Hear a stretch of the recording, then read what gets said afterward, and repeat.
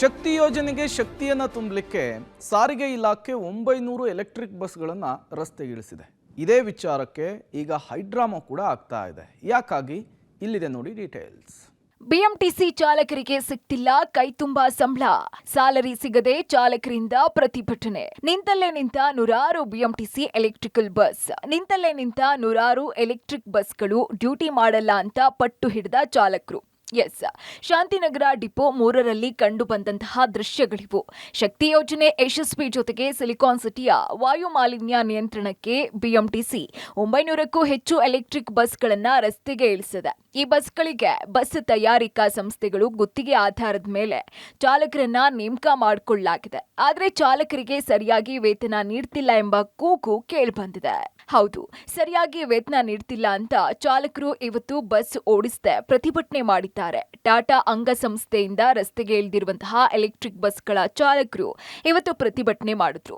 ನಮಗೆ ಕೆಲಸಕ್ಕೆ ಸೇರಿಸಿಕೊಂಡಾಗ 26,000 ಸಂಬಳ ಅಂತ ಹೇಳಿದ್ರು. ಆದ್ರೆ ಆ ಸಂಬಳ ಕೊಡದೆ ಪ್ರತಿ ತಿಂಗಳ ಸಂಬಳವನ್ನ ಕಡಿಮೆ ಮಾಡ್ತಿದ್ದಾರೆ. ಈ ತಿಂಗಳು ಸಹ 5,000 ಕಡಿಮೆ ಮಾಡಿದ್ದಾರೆ. ನಮಗೆ ಪೂರ್ಣ ಪ್ರಮಾಣದ ಸಂಬಳ ಬೇಕು ಅಂತ ಒತ್ತಾಯಿಸಿ ಚಾಲಕರು ಪ್ರತಿಭಟನೆ ಮಾಡಿದ್ದಾರೆ. 25,000 ಫಿಕ್ಸ್ ಆದ್ಮೇಲೆ ಎಲ್ಲರಿಗೂ 25,000 ನೆಟ್ ಬರಬೇಕು. ESI PF ಕಟ್ ಮಾಡಿ ಅದರಲ್ಲಿ ಡಿಡಕ್ಷನ್ ಮಾಡಬಾರ್ದು. ಏನನ್ನ ಅಕಸ್ಮಾತ್ ಗಾಡಿ ಟಚ್ ಆದ್ರೆ ಅದು ನಮ್ಮ ಅಮೌಂಟ್ ದಲ್ಲಿ ಡಿಡಕ್ಷನ್ ಮಾಡಬಾರ್ದು. ಡ್ಯೂಟಿ ಮಾಡಕ್ ಬಂದಿರೋದು ಯಾರನ್ನ ಆಗ್ಲಿ ಟಚ್ ಮಾಡಕ್ ಬಂದಿಲ್ಲ. ಇಲ್ಲಿ ಯಾರನ್ನ ಆಗ್ಲಿ ಅವ್ರು ರೆಸ್ಪಾಂಡ್ ಯಾರು ಜಲ್ದಿ ಯಾರು ರೆಸ್ಪಾಂಡ್ ಆಗರೆ ಯಾರು ಇಲ್ಲ. ಇಲ್ಲಿ ಟೆಕ್ನಿಷಿಯನ್ ಯಾರಿಲ್ಲ. ಟೆಕ್ನಿಷಿಯನ್ ಲಾಸ್ಟ್ ಶೀಟ್ ನಾಗ ಒಂದು ಫೋನ್ ನಂಬರ್ ಐತೆ.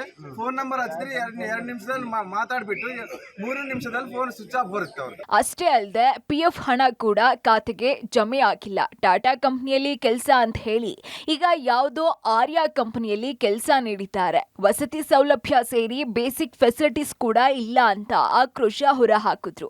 ಅವರು ಸ್ಟಾರ್ಟಿಂಗ್ ಅಲ್ಲಿ ಬಂದಾಗ ನಮಗೆ ನೋಟಿಫಿಕೇಶನ್ ಕೊಟ್ಟಿದ್ ಬೇರೆ 26,660 ರೂಪಾಯಿನ CTC ಕೊಟ್ಟಿದ್ದು. ಅದ್ರಲ್ಲೆಲ್ಲ ಕಟ್ಟಾಗಿ 1 ತಿಂಗಳು 2 ತಿಂಗಳು ಸಂಬಳ ಕರೆಕ್ಟ್ ಆಗಿ ಬಂತು. ಆಮೇಲೆ ಬರ್ತಾ 18,000ಕ್ಕೆ ಅದು ಇದಾಯ್ತು. ಇಲ್ಲಿ ಏನಾರ ಕೇಳಕ್ ಹೋದ್ರೆ ರೋಡಿಗಳ ತರ ಬಿಹೇವ್ ಮಾಡ್ತಾರೆ. ಲಾಸ್ಟ್ ಟೈಮ್ ಇಲ್ಲಿ ಗೇಟ್ ಅಲ್ಲಿ ಯಾರಿದಾರ ಅವ್ರ ಹತ್ರ ಹೋಗಿ ನೋಡಿ ಸರ್ ನಮ್ದು ಡಿಪೋ ಸ್ಪೇರ್ ಇಷ್ಟ ಆಗಿದೆ ಹಾಕೊಡಿ ಅಂದ್ರೆ ನೀನ್ ಡಿಪೋ ಸ್ಪೇರ್ ಮಾಡಿರೋದು ನಾವು ನೋಡಿಲ್ಲ, ಅದೇವ ಮಾಡಿದ್ದೆ ಲಾಕ್ ಶೀಟ್ ತಗೊಂಬ ಅದೊಂದು ತಗೊಂಬ ಅಂತ ರೋಡಿಗಳ ತರ ಬಿಹೇವ್ ಮಾಡ್ತಾರೆ. ಒಟ್ನಲ್ಲಿ ಖಾಸಗಿ ಸಹಭಾಗಿತ್ವ ಎಲೆಕ್ಟ್ರಿಕ್ ಬಸ್ಗಳ ಚಾಲಕರಿಂದ ಬಸ್ ನಿಂತಿರೋದು ಸಂಸ್ಥೆಗೆ ನಷ್ಟ ಮಾಡಿದ್ರೆ ಪ್ರಯಾಣಿಕರಿಗೂ ಕೂಡ ಅನಾನುಕೂಲ ಆಗಿದೆ. ಇನ್ನು ಈ ಬಸ್ ಚಾಲಕರ ಸಮಸ್ಯೆ ಬಗೆಹರಿಸೋದಕ್ಕೆ ಸರ್ಕಾರ ಮತ್ತು ಖಾಸಗಿ ಸಂಸ್ಥೆಗಳು ಮುಂದಾಗಬೇಕಾಗಿದೆ. Madesh Anekal, Maruti Bellur, public TV, Bengaluru.